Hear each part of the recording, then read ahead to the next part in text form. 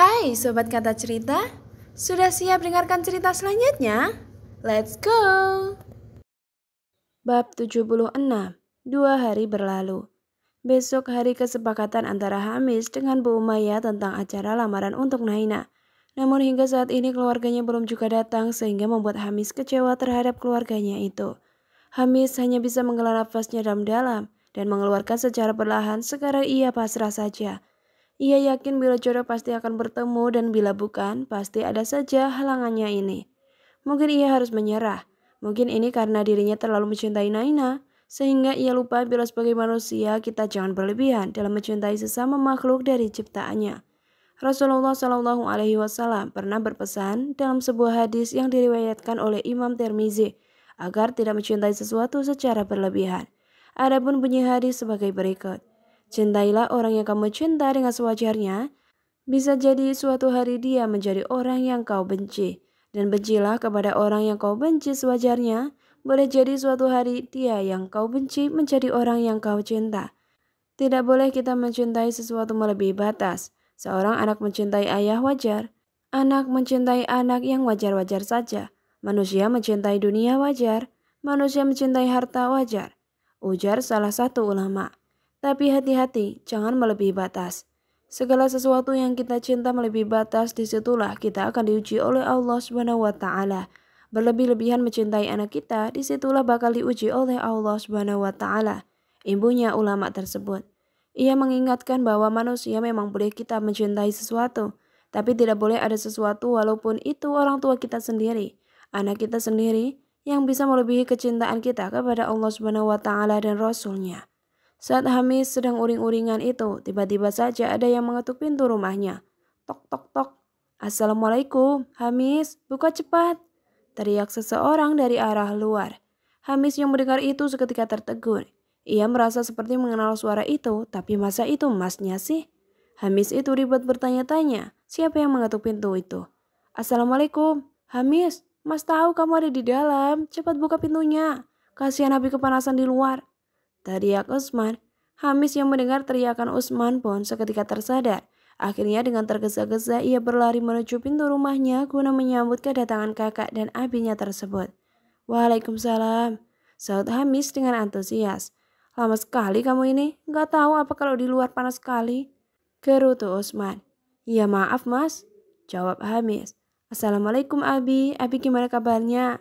Tanya Hamis saat menyalimi tangan keriput sang ayah. Waalaikumsalam, seperti yang kamu lihat nak, sahut sang Abi yang menepuk pundak anaknya yang gagah tersebut. Alhamdulillah kalau Abi sehat, jawab Hamis. Malam harinya keluarga Naina saat ini sedang berkumpul di rumah milik Pak Samsul. Mereka semua membuat acara makan malam guna menyambut kedatangan anggota keluarga baru tersebut. Ya, sore tadi Bu Umayyah sudah diizinkan pulang oleh dokter beserta anak tersebut. Pak Samsul dan Bu Umayyah sepakat guna memberi nama Dairah Tahira pada putri kecilnya mereka itu, yang artinya gadis lemah lembut yang suci dan bersih. Uma, Amal mau itu, tunjuk Amar pada makanan yang ada di hadapannya itu. Namun karena terlalu jauh menyebabkan ia tak sampai atau ianya yang terlalu kecil. Yang ini, tanya Naina yang mengangkat mangkok besar itu. Iya Uma, yang seperti bola-bola itu. Amar mengiyakan apa yang diangkat oleh sang ibu dengan penasaran. Ini namanya bakso sayang, jelas Naina. Apa Uma? Tanya Amar yang sedikit kebingungan akan nama yang disebut oleh umanya itu. Maklum saja, Amar dan Ilyas tak mengenal makanan khas Indonesia. Sebab mereka sudah sejak bayi tinggal di Madinah dan terbiasa makan makanan khas Arab itu. Jadi wajar saja bukan bila Amar penasaran akan makanan dari daging dan pati sago yang berbentuk bulat seperti bola. Namun versi kecilnya, bakso, tekan Naina. Baco? Ucap Amar yang salah menyebutkan nama makanan itu. Amar dan Ilyas tidak terlalu mahir dalam bahasa Indonesia, hanya beberapa kata saja yang bisa ia ucapkan. Malum saja mereka berdua sudah sedari kecil menggunakan bahasa Arab, sebab mereka tinggal dekat dengan Ka'bah. Bahkan kedua bocah laki-laki itu sudah sering sekali umrah. Bakso Amar, bakso. Tekan Naina pada Amar. Entahlah, Naina merasa emosi sekali pada anaknya ini sedari kemarin yang seperti sengaja sekali memancing emosinya itu. Ih, Uma jangan malah-malah, terus kenapa sih? Gerutu Amar yang ikut kesal. Ya habisnya kamu mancing-mancing Uma terus. Balas Naina pada putra semata wayangnya itu. Kalau mau mancing ya di laut atau di sungai sana Uma. Di sini tidak ada ikan Uma. Saud Amar dengan nyeleneh itu. Hah? Naina dibuat bingung oleh jawaban sang anak. Apa hubungannya laut, sungai dengan memancing? Begitulah kira-kira yang ada di pikiran Naina. Sementara semua orang yang mendengar itu sontak saja menutup mulutnya rapat-rapat. Bila tidak, mereka yakin bila makanan yang ada di mulut mereka akan muncrat keluar karena tertawa oleh ulah ibu dan anak itu. Iya, tadi Umar bilang gini, ya habisnya sih kamu mancing-mancing Uma terus. Ucap Amar menirukan gaya bicara sang Uma. Ya udah Amar bilang aja, kalau mau mancing ya di laut atau sungai yang punya ikannya lah. Tambahnya lagi dengan santainya. Dan akhirnya semua orang tertawa dengan terbahak-bahak saat melihat tingkah Amar yang menirukan gaya bicara Naina. Dan juga sautnya dengan gaya ciri khasnya itu. Ada. Naina dibuat menepuk jidatnya saat mengerti maksud ucapan sang putranya itu. Apa? Kenapa semua orang tertawa? Kenapa ada yang lucu apa?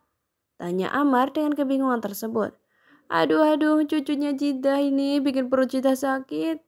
Keluh Bu Umayyah yang memegangi perutnya itu. Iya mbak, aku malah nahan tawa. Ini aja aku udah berasa nyeri di bagian jahitan saat nahan tawa. Timbal Bu Umayyah yang sedikit meringis tersebut. Jidah, Mima, apanya yang sakit? Perlu Amar panggilin dokter enggak? Tanya Amar saat melihat Jidahnya meringis kesakitan. Kakek gimana sih? Jidah kesakitan bukannya bantuin malah ketawa terus. Oceh Amar yang berkacak pinggang tersebut. Iya Amar sayang, maaf ya. Ucap Pak Samsul yang masih menahan tawanya itu saat mendapatkan teguran dari cucu ponakannya tersebut.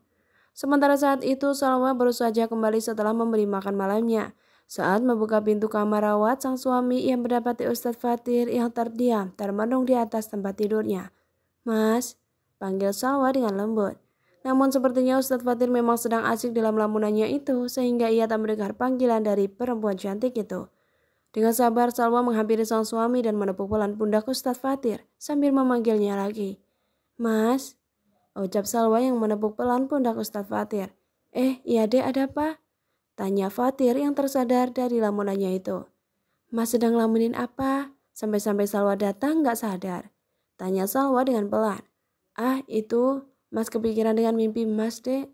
Ucap Fatir yang menjelaskan sebabnya ia melamun tadi. Mimpi? Jawab Salwa dengan dahi mengerut. Iya, Mas bermimpi kalau Mas bertemu dengan anak kecil laki-laki yang wajahnya persis sekali dengan Mas. Beritahu Fatir. Terus, tuntut Salwa dengan penasaran.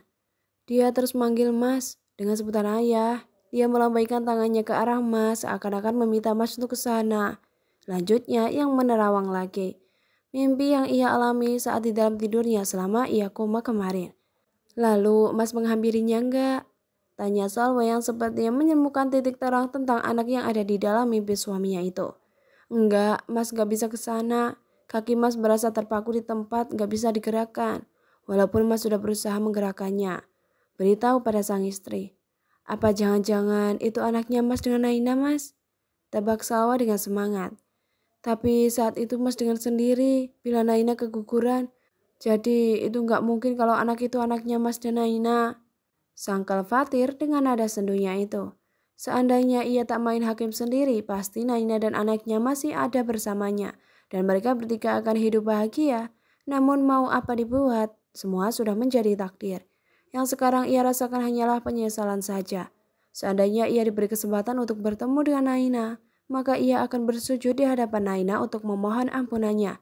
Dan memaafkan semua dosa-dosa yang ia lakukan dulu padanya. 1 minggu telah berlalu. 1 minggu juga acara lamaran Naina dan Ustadz Hamis telah berlangsung. Ya, mereka berdua menjalankan ta'aruf terlebih dahulu. Sesuai dengan permintaan Hamis, bila dulu Hamis menggebu-gebu ingin menikahi Naina, namun saat lamaran itu berlangsung, ia malah menundanya dengan berta'aruf terlebih dahulu. Bukan tanpa sebab Hamis melakukan itu. Ia hanya ingin memberi Naina ruang dan waktu untuk menerima dirinya sebagai pria. Bukan sebagai kakak atau teman masa kecil, namun sebagai pria dewasa. Ia pun sekarang membatasi dirinya dengan Naina. Ia lebih sering berinteraksi dengan keluarga Naina, bahkan tak sering dengan Baim pun mereka terlihat akrab sekali. Mereka sering sharing tentang keagamaan ataupun tentang apapun yang berbau-bau Islami. Atau tak jarang mereka juga membicarakan pembicaraan yang bosan untuk kaum hawa. Namun itulah lelaki bukan? Dan kita sebagai perempuan tak bisa menyalahkannya sebab kita pun melakukan hal yang sama bukan? Bersambung, lanjut di bab 77 ya.